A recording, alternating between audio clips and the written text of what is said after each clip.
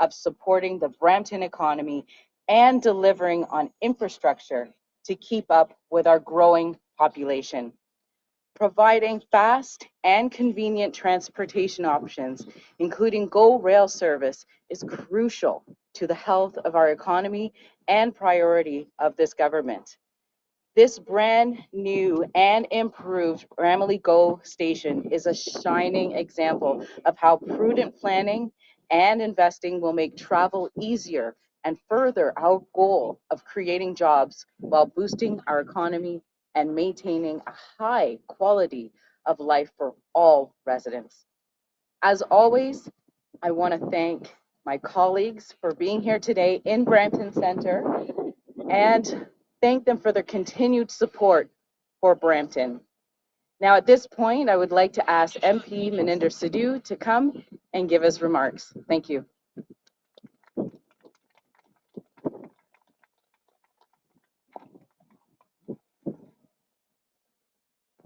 Good afternoon, bonjour et tous. Thank you for that kind introduction, Minister Williams.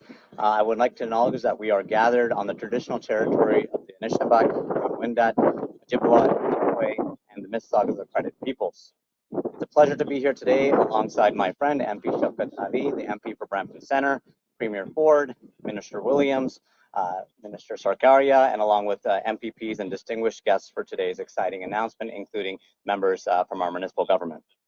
Our government remains focused on building a brighter future, a more prosperous, more resilient, and a more sustainable Canada for everyone. We continue to take strong climate action, grow our economy, and create good middle-class jobs across the country. As we continue this work, we are furthering our investments in the infrastructure needed to support Canadians. Our goal is to strengthen our economy and our communities and to provide new social and economic opportunities for families, youth, and seniors. Public transit is key to the well-being of our communities. It keeps our economy growing, creates good jobs, and connects Canadians to work, school, family, and friends. Today, I'm proud to celebrate the completion of major infrastructure right here at the Bramalea GO Station. These changes, supported by a federal investment of more than $1.8 billion to the GO Transit Expansion Project, which will help ease traffic, reduce emissions, and make it easier for Canadians to take transit. As one of the busiest stations along the corridor, this Bramalea GO Station improvement will provide a more modern, accessible, and efficient way to travel. Since 2015, our government has made historic investments in public transit to build cleaner communities across the country. As we address the needs of growing communities like the Greater Golden Horseshoe, we are also delivering lasting benefits to Canadians by investing in public transit systems. Projects like this mean that Canadians will spend less time commuting and more time doing the things that they love. By working closely with our partners from the provincial government across from the provincial side, we can build the future we want while taking strong climate action, strengthening the economy, and bolstering communities. When we invest in infrastructure, we're creating stronger communities and investing in the well-being of Canadians for generations to come. I know myself, I know MP Shafkat Ali, MP Ruby Sahota, Minister Kara, and of course MP Sonia Sidhu heard from all the residents in Brampton of what these improvements mean. We know there was a huge backlog of parking in this station right here. It's one of the busiest stations in the region, and we're just very excited to be here in support of today's announcement. Thank you very much, and merci.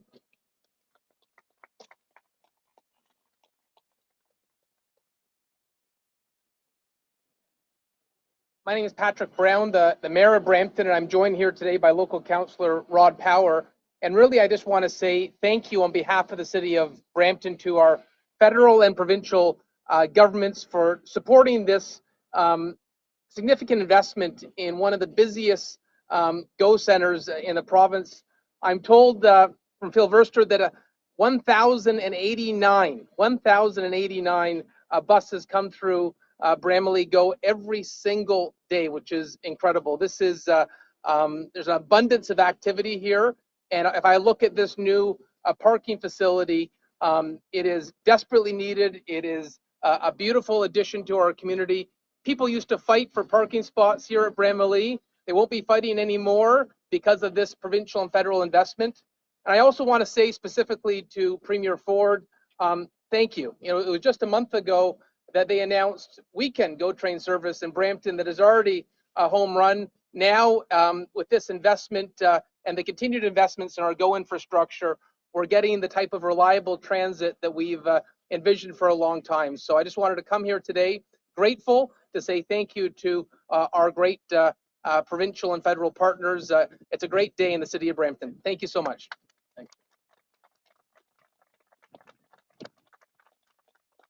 Thank you, Mayor Brown. What's so great about Bramalea is it is the busiest station on the Kitchener line. It is also one of the stations that we really had to put in place with a view of how our network is going to expand in the future. But we've got a lot of transit projects going on in Brampton and the area. This was a really important one for us to win. And what it enables us to do is some of that service expansion that Mayor Brown talked about. We now run 16 trains both directions, 32 trains every day on weekends, making this the 7-day railway service in and out of Brampton, and we're looking forward to making more progress on the GO expansion in the future. Hand over to Minister Mulroney. Thank you, Phil. Hello, everyone. Bonjour à tous. It's great to be back in Brampton alongside MP Sidhu, MP Ali, Minister Williams, Minister Sarkaria, Minister Cho, Phil Verster, Mayor Brown, MPP Sandhu, and of course, Premier Ford. It's days like today where I'm reminded of just how much we've been able to accomplish as a government. One of my first announcements as Minister of Transportation 4 years ago was right here in Brampton, to announce the introduction of two-way evening GO service and more frequency along the Kitchener line. And that's why I'm so pleased to be here at the Bramalea station today with Premier Ford and my colleagues as we take another exciting step forward to improve GO transit for Brampton residents. We made a promise to get Ontario moving, and our government is delivering results. Things look a lot different now than they did when the Liberals were in power. To start, we're getting things built. And transportation projects are being built concurrently, not just one at a time. Transportation planning is also focused on the long term, not just quick wins. Under our government, things are changing, and this is good for Ontarians. Premier Ford's collaborative approach to building has brought together all levels of government, federal, provincial, and municipal, to deliver the largest expansion of public transit infrastructure our province has ever seen. We're working towards two-way, all-day, 15-minute GO train service on core segments of the network. And this includes right here at Bramalea GO Station along the Kitchener line, which serves growing communities like Waterloo, Kitchener, Guelph, and of course, Brampton. But new public transit isn't the only thing that we're bringing to this great city.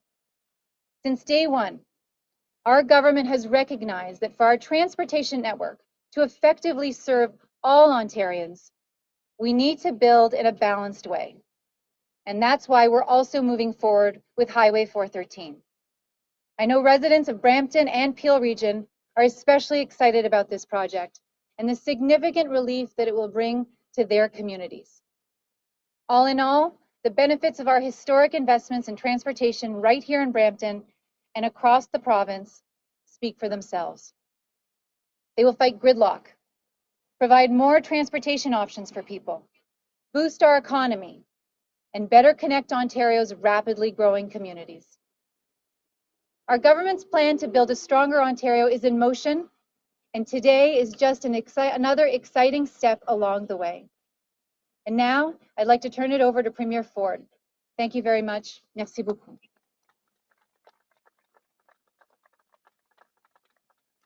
Well, good afternoon, everyone, and thank you, Minister Mulroney, for that introduction. Before I get started, I just wanted to acknowledge the terrible tragedy that took place earlier today in Ottawa region. I'm deeply saddened by the loss of another brave police officer, OPP Sergeant Eric Miller, who was senselessly killed in the line of duty.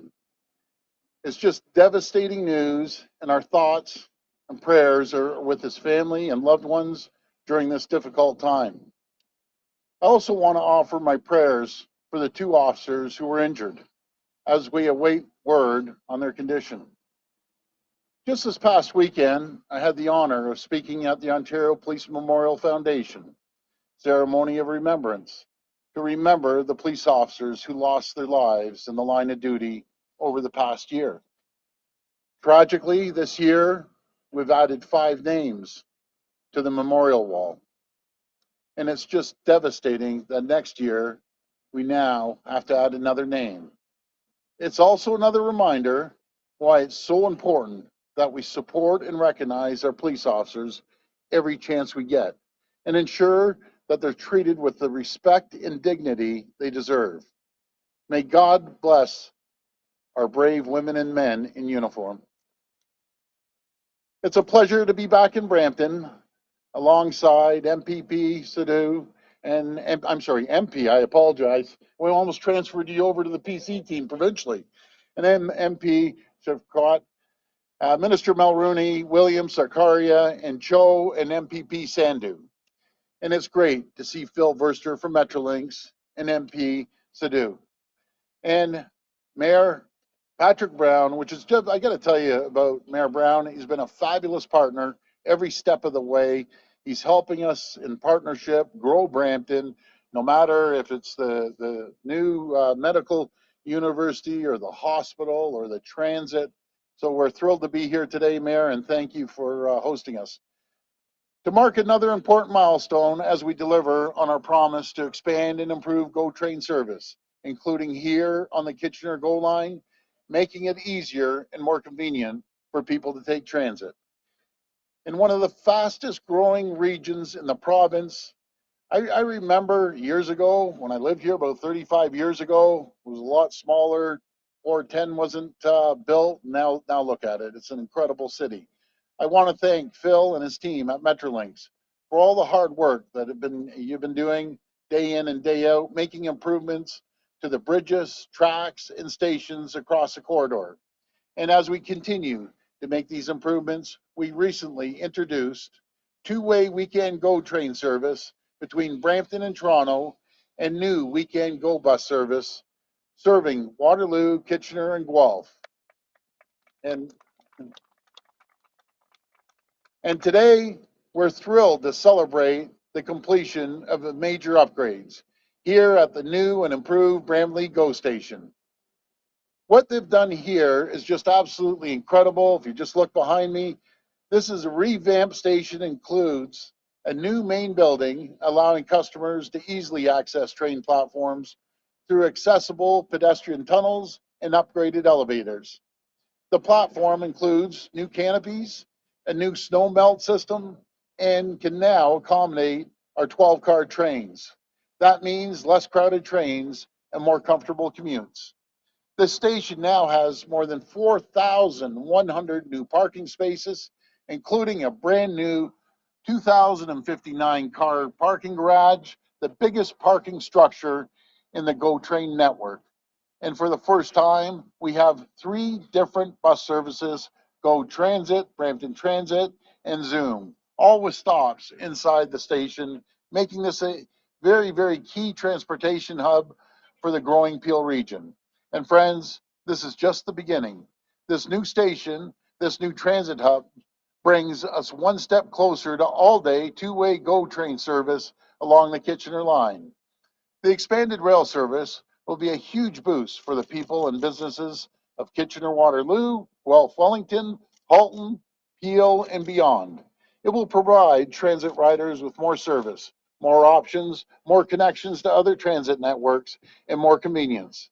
It will help fight gridlock on our roads and reduce travel times, allowing people to spend less time commuting and more time at home with their families. Friends, over the next 10 years across the province, our government is investing over $70 billion in the biggest transit expansion in Canadian history. We're building fast and reliable rail options from Niagara in the west to Bowmanville in the east and to Timmins and Cochrane in the north. We're building new subways, including the Ontario Line, Scarborough Subway Extension, and the York North Subway Extension.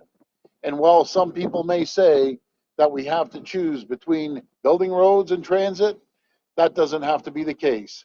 While we expand our transit system, we're investing $25 billion over the next 10 years to build new roads and highways. This includes the new Highway 413, which I know the people of Peel love. We hear it every single day, which will save drivers in Halton, Peel, and York regions up to 30 minutes each way on their commute. And the Bradford Bypass, a new 4-lane highway that connects highways 400 and 404 that will save drivers up to 35 minutes per trip. We're building the transportation infrastructure, and our economy needs to reach its full potential to keep people and goods moving. Together with our partners, we're building Ontario now and for the future. I want to thank you for joining us today, and may God bless the people of Ontario. Thank you. We're now going to take one for questions. If reporters could please line up with the microphone behind me. You could please identify yourselves by name and outlet. And just a reminder, one question and one follow-up. First question. Good afternoon. This is Nathan Chopra from Annoucement. Great to see you. Thank you. Premier, if you say that Mississauga wants to move out of the region of Peel, and whereas the Brampton has long dues, long bills, more than $1 billion, and Mayor Patrick Brown is working very hard to get funding and businesses here in Brampton. So, what is the Ontario government stand? Will you merge these cities, or your stand is other way? Thank you. Well, we'll see. And thank you for that great question. I think I've always said publicly, and I'm not going to change it. I always think Brampton and Mississauga are large cities that can stand alone, but the decision hasn't been made. But I'll guarantee you that Brampton will always be taken care of, always, and they'll be made whole. And so will Mississauga and Caledon as well. And my biggest concern, I know it's the mayor's too, that the service levels, no matter if it's a call for the police, if it's fixing a road or whatever it might be, that the service continues to be the same or is that actually better. So we're going to work hand in hand with all three regions.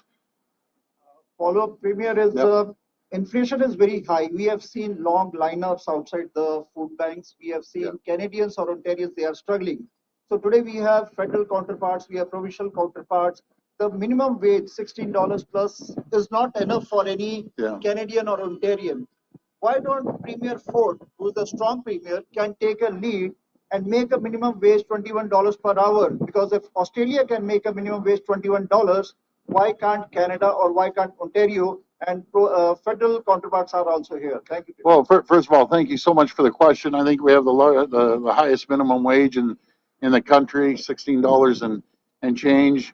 Our goal, and it has been, to create good paying jobs in the province. I want to remind everyone, under the provincial Liberal government, 300,000 people, they were in line. They didn't even have a job to pay the bills. 650,000 people are working today that weren't working 4.5 years ago. We have a thriving economy. Companies are coming in here by the droves. They're continuing to invest in cities like Brampton every single day. And we're going to make sure everyone has good paying jobs so they don't have to rely on the minimum wage. Sure, some people may start there, but it's a stepping stone to get up into the higher wage category. And the other area, this is an employee's market. You know, sometimes it's the other way around, but nowadays people are in desperate need of hiring people. We could walk through this business park all day, and every single door we knock on, they say we need, 1, 2, 10, 15 people, and we just need more people coming through our door here in Ontario and calling it home. Good afternoon, Premier. Hi. Prablu from Parvasi Media Group. Hi. Yesterday, federal government unveiled the revamped Canadian passport. How would you like to comment on the removal of Canadian veterans like Terry Fox from the redesigned Canadian passport? Well, I think it's fantastic. I think it looks slick. Everyone has the utmost respect for Terry Fox as well. What we need is just to bring more people in. A passport or no passport, let's continue bringing people in, making it easier for people to travel around the world. We're working hand in hand in collaboration with the federal government on all sorts of issues, and that's their jurisdiction. But we welcome them. I need more people here in Ontario.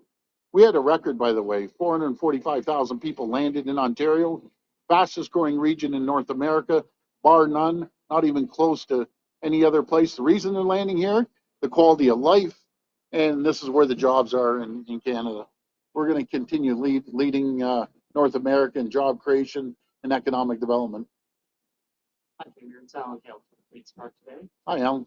So the Skandiga First Nation and some others have come to Queen's Park twice, and they've interrupted question period twice to tell you that there will be no Ring of Fire. And I know you have other communities such as Wabakwe and Martin Falls on board, but there are 7 other Mattawa First Nations in the area that are not. And I've been talking to mining experts who have said that the province doesn't absolutely need the Ring of Fire to do its EV supply chain. So given all that, is there any possibility that that the government will rethink the Ring of Fire given the Indigenous opposition, or are you always going to be prepared to get on that bulldozer? Well, you know something, we're building that Ring of Fire sure as I'm talking to you. It's going to benefit First Nations community. Webokwe, as you said, and Martin Falls is leading the environmental assessment up in that area. We put $1 billion towards the roads, but this isn't just going to bring opportunity and employment to First Nations community.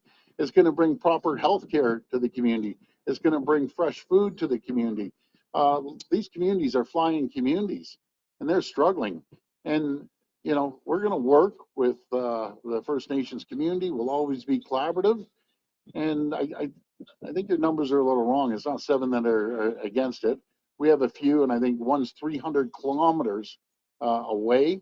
But we're going to work with them anyways. It's going to benefit everyone, and we do need those critical minerals to be a leader in electric vehicles. We need lithium. We need cobalt. We need nickel. We need the processing plants to process these right here.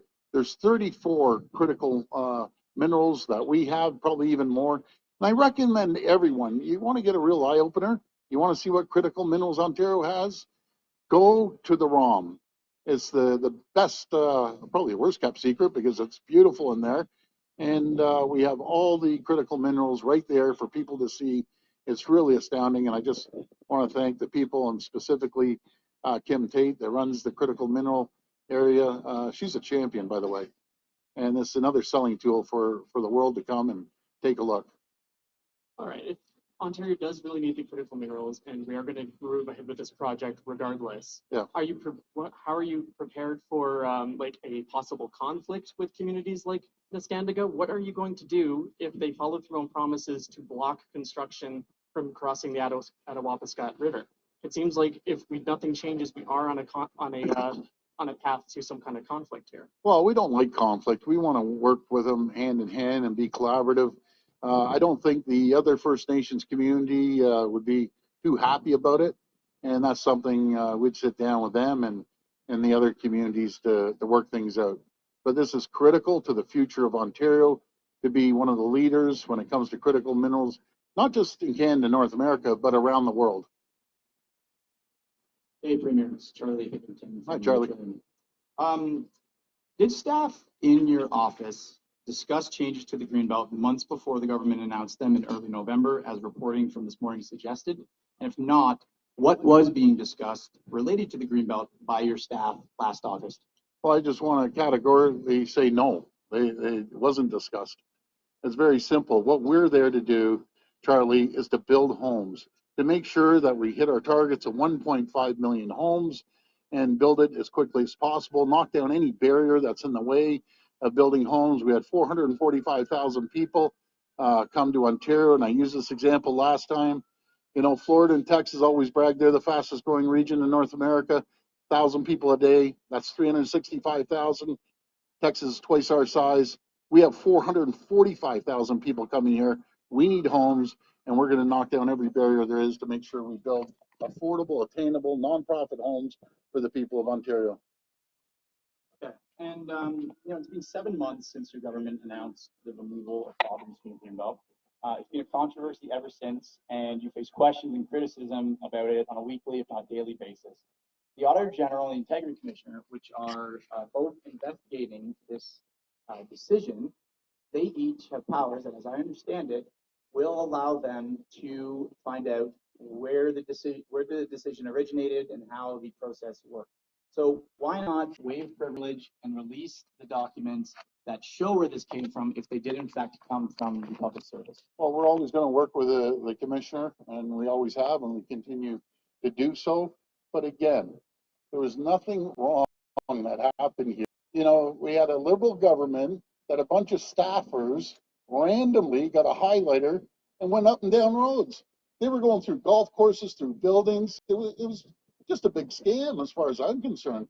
We have one of the best environmental records in the history of Ontario. I will challenge anyone to put our environmental record up against the previous government. And isn't it amazing, Charlie?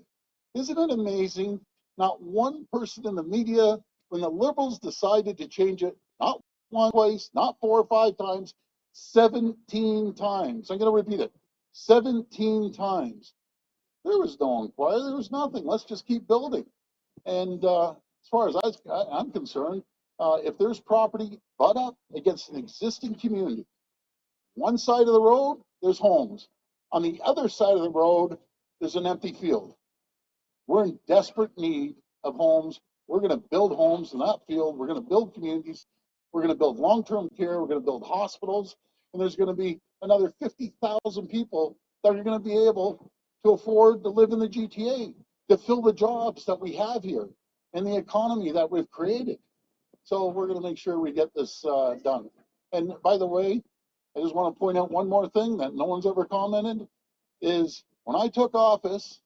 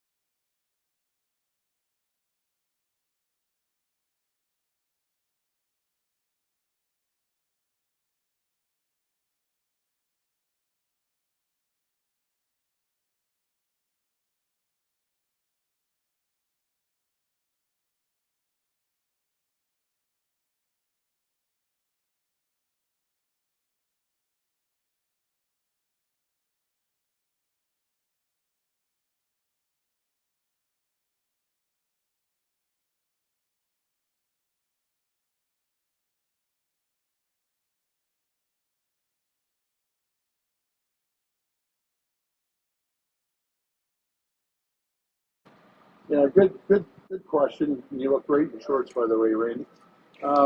Anyways, it's very serious. The mayor texted me, and by the way, he's a really good mayor, and a lot of regions around Ontario are facing this. We are allocating millions of dollars throughout Ontario. Auditor General came out with a report with a new formula. We're following the formula, but in saying that, we're always going to be there to help them build homes. And again, this is really tough on communities. When you go down the street, you see people shooting up needles. They're on drugs. They need rehabilitation. That's the first step. Then we have to get them into a home, and then we have to get them back on their feet and get a good paying job. That's what we're doing. Municipalities. I mean, the first step is to get them into housing because people off the drugs isn't going to work unless they have a place to live. And he's very thankful for the money that was in the last provincial budget that he's going to turn to solve homelessness. But they need emergency money, and he says they need it. Yeah, a good question, Randy. And the mayor is a really good mayor, as I mentioned. We actually increased funding for this, and he acknowledged it in his text today.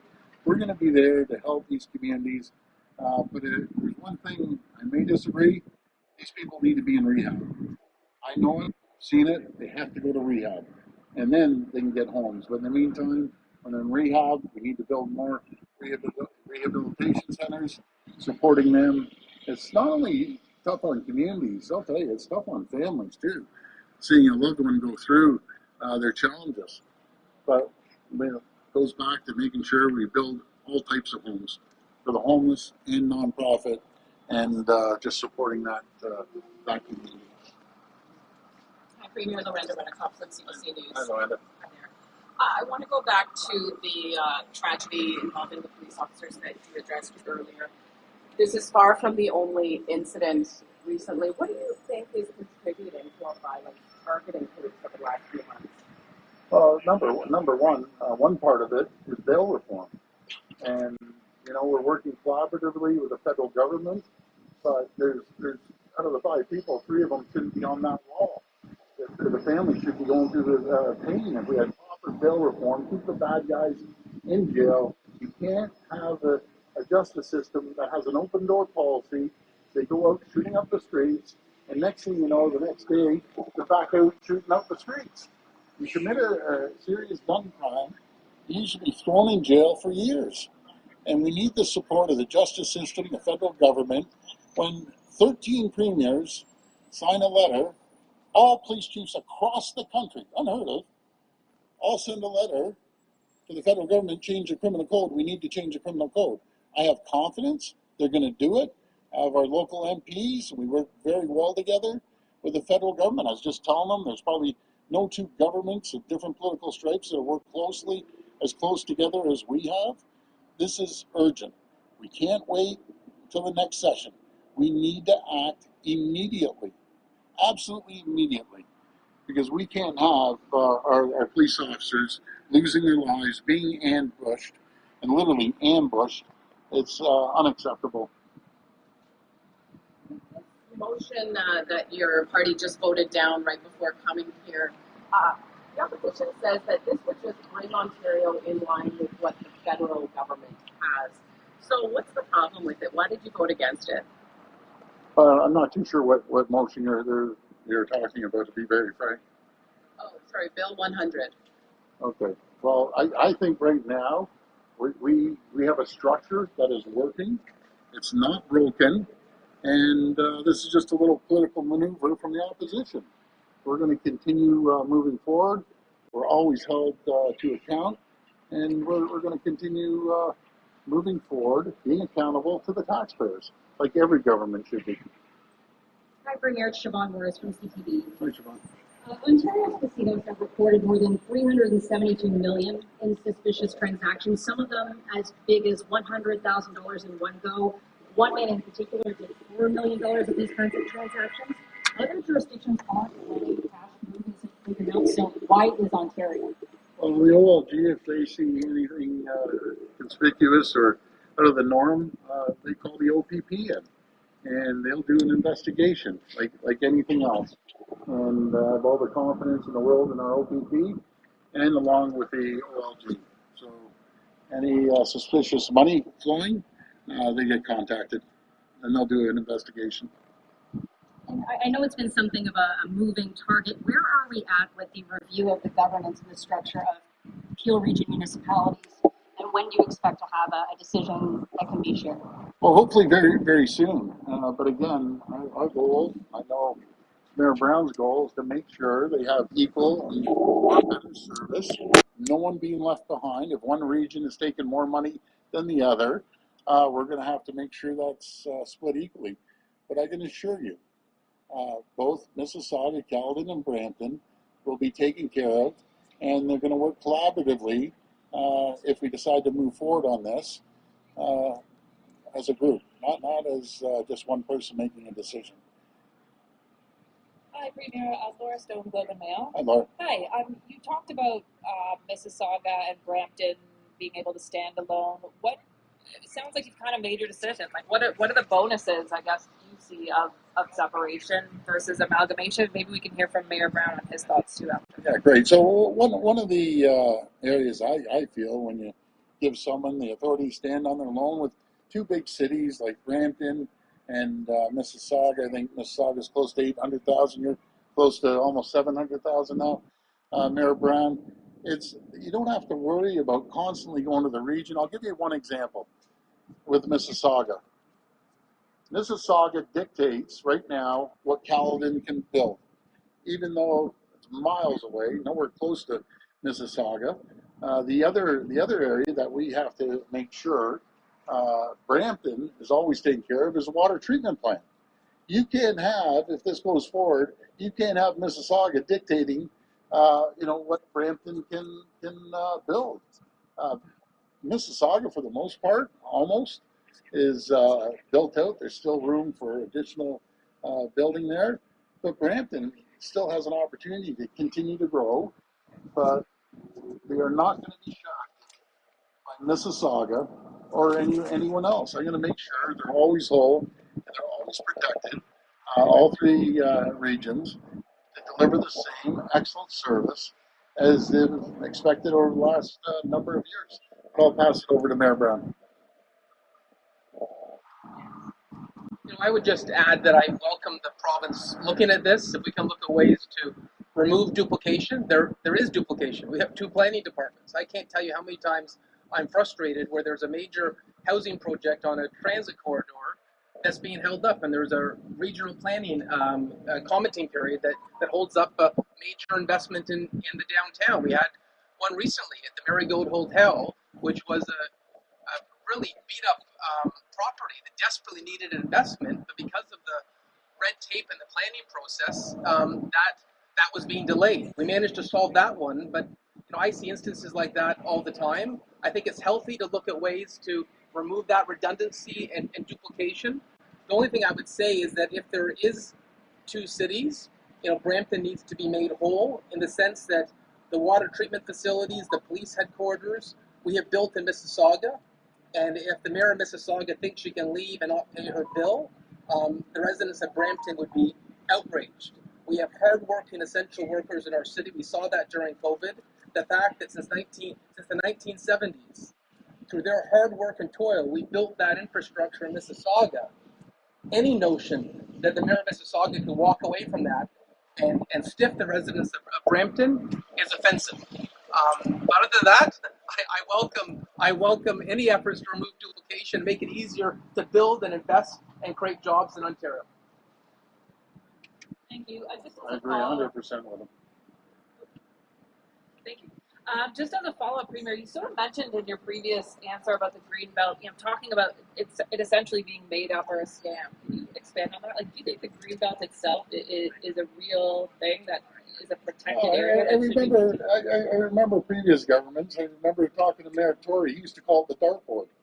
They literally put a dartboard and they just start throwing darts wherever is convenient with them. There was no study, no rhyme, no reason. A bunch of staffers grabbed highlighters and just randomly just started to go down streets. Like I said, one of the lines, they didn't even know what they were doing. They went right through a golf course. Another one went through a building. It wasn't studied. It wasn't proper. We're all for protecting the environment. We've grown the green belt. But I'm not going to have in a housing crisis a flat piece of property beside a community, and in some cases, surrounded by all communities with a piece of property with weeds growing out of it, which looks terrible for the community. First of all, we need homes. We're going to build homes. We're going to build hospitals, long-term care homes. 50,000 people will be living in these homes minimum, and we're going to get it done. It's very simple. Just because the Liberals came up with this fancy word, and by the way, we're the only jurisdiction in the entire country that has something like that. Folks, we aren't short of green space in Ontario. If you do it per capita, we probably have more green space than other regions in North America, bar none. But what we do need, we need homes. This will be the last question.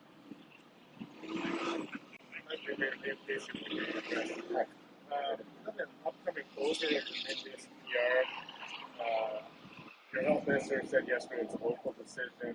The hospital's saying that they just don't have enough staff to cover both Minden and Halliburton PR. That's why they're going through the closure. But there is a role for the province to play. Will you step in and save the Minden ER? Well, first of all, there's a misnomer out there that the province directs hospitals and hires the nurses. We don't. We do not direct hospitals. I do not call up CEOs and say, do this, do that, hire this person, that person. That doesn't happen. It's a local decision. They're not closing the hospital. They're short-staffed, and if we can help them and support them, we'll do that any way we can. So that's moving to Halliburton. They have more resources, larger hospital, and we want to make sure that everyone has convenient care as close to possible to home as they can.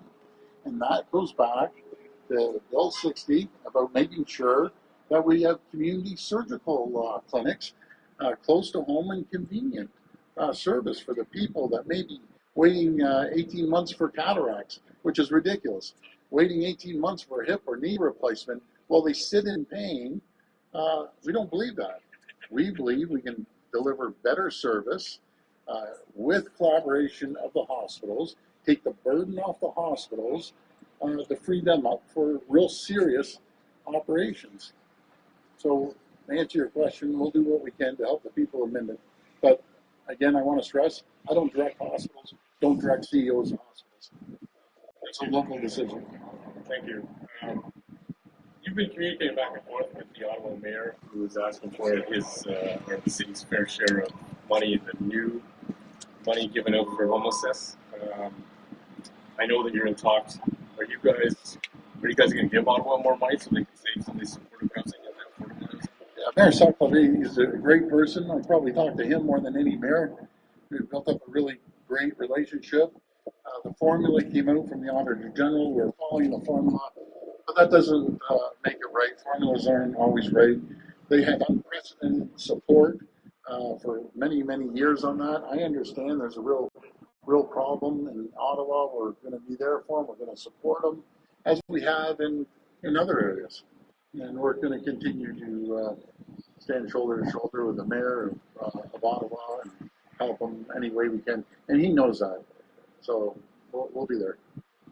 Thank you so much. Okay. Thanks, everyone. Have a great weekend.